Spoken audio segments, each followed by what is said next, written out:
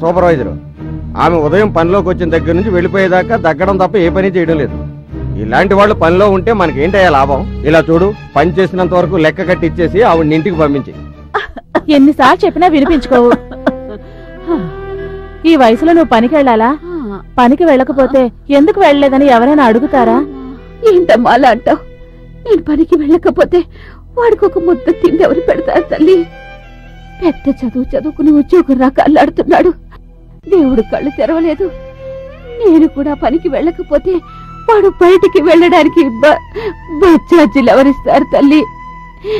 వాడికో మంచి ఉద్యోగం దొరికితే నేను ప్రశాంతంగా కళ్ళు మూస్తానమ్మా.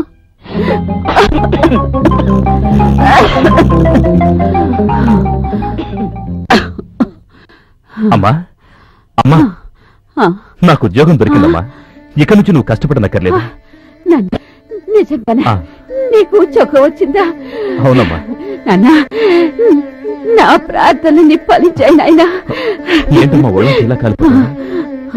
బాధపడకురా, నేనంత త్వరగా పోను. నీ పెళ్ళయిపోయాక నీ కడుపు నో బిడ్డ పుడితే వాడు నా గుండెల మీద తంతూ నాతో ఆడుకుంటుంటే అప్పుడు ప్రశాంతంగా కళ్ళు మూస్తా. కస్తూరి, అమ్మను ఆసుపత్రికి తీసుకెళ్దాం.